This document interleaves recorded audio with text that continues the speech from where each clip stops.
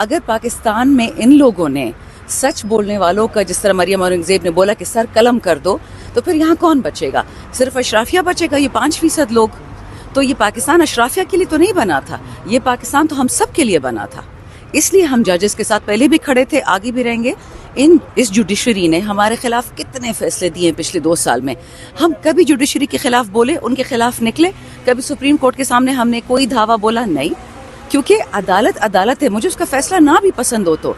लेकिन अब ये क्या तरीका हुआ कि आप गलत तरीकों से उन पे तशद्दुद करके, उन पे तकलीफ करके, उनके बच्चों को उठवा के, उनकी बहनों को उठवा के उनको इलेक्ट्रोक्यूट कर रहे हो आप।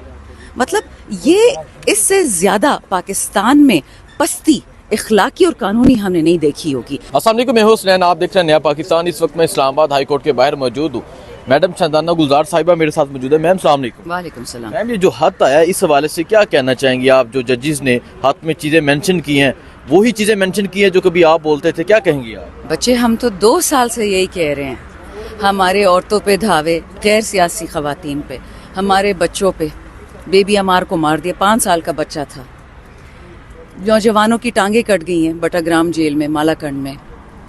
खान साहब को किस तरीके से हाई कोर्ट से उठा के लेके गए थे, हमारे घर पे धावे बोले गए। मतलब हमें अपना गुनाह कोई समझा दे। हमने कत्ल किया, हमने चोरी किया, हमने झूठ बोला, हम सिर्फ ये गुनाहगार हैं कि हमने वोट खान को दिया, और वो हमें आईन इजाज़त देता है। हमारे मतलब किस कानून में ये लिखा है कि आप इमरान खान को वोट नहीं दे सकते?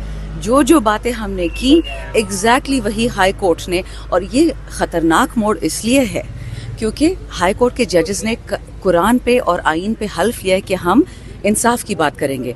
तो जब वो अपने आप के लिए इंसाफ नहीं ढूंढ सकते तो वो अदालत में क्या इंसाफ देंगे? मतलब बच्चे, तो पाकिस्तान की, मैंने उस दिन भी एक प्रेस कॉन्फ्रेंस में बोला कि ये लोग पाकिस्तान की जड़ें क्यों हिला रहा है, ये कौन हिला रहा है? पाकिस्तान को नुकसान देने से पाकिस्तानियों को तो फ़ायदा नहीं है ना, किसको फ़ायदा है? मैडम, 6 जजेस बोल पर हैं, मुंसिफ इंसाफ मांग रहा है, तो क्या समझते हैं इस पे तहरीक इंसाफ का क्या मौक़िफ़ है? तहरीक इंसाफ क्या करेगी? क्या इन जजेस के साथ खड़ी होगी या तहरीक इंसाफ जजेस के लिए क्या करेगी? देखिए, ये एक पेचीदा मामला है, पाकिस्तान में कभी इस तरह का हुआ नहीं है। अल्हम्दुलिल्लाह, ये एक अच्छा पहलू भी है आम पाकिस्तानी के लिए कि अगर एक जज कह रहा है कि मुझे इंसाफ नहीं मिल रहा, मुझे प्रोटेक्शन नहीं मिल रही, मेरे ख़ानदान को कोई नहीं बचा पा रहा, हमारे बेडरूमों में कैमरे लग रहे हैं। मतलब आप सोचिए कैसे सोसाइटी, तो मतलब मोरालिटी जो इंसानियत होती है वो तो दूर की बात है। हम जा कहाँ रहे? ये लाकानूनियत कहाँ जाके रुकेगी? हम कल भी खान साहब से मिले, अडियाला में मेरी दूसरी मुलाकात हुई है। दोनों दफ़ा उन्होंने हमें दोबारा लेक्चर दिया, बांग्लादेश, ईस्ट पाकिस्तान, कि फिर पाकिस्तान को कोई तकलीफ ना दे सके, 1 इंच ज़मीन का हम ना खोए, हमारा मुल्क ना बिखरे। तो इनमें सोचने वालों के लिए अलामात हैं ना कि ये गेम किस तरफ जा रही है। इससे पहले कमिश्नर रावलपिंडी ने प्रेस कॉन्फ्रेंस की थी।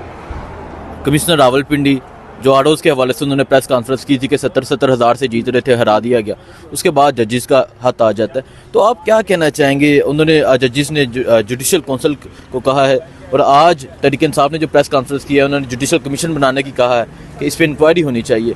आप क्या कहना चाहेंगे? क्या, और इस लेटर में यही साथ में मेंशन है सियासी केसेस के हवाले से, जिसमें टरयान का एक केस मेंशन है, तो क्या कहना चाहेंगे किसके सियासी केसेस पे ये असर अंदाज हुआ? बच्चे देखो, इस वक्त ये पूरे पाकिस्तान के सियासी केसेस पे असर करेगा।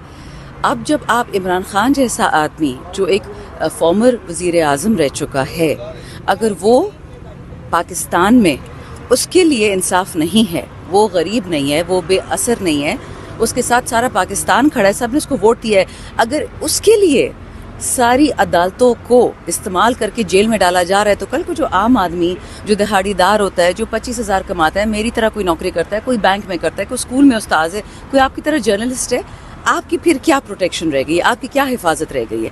आपकी क्या हैसियत रह गई है?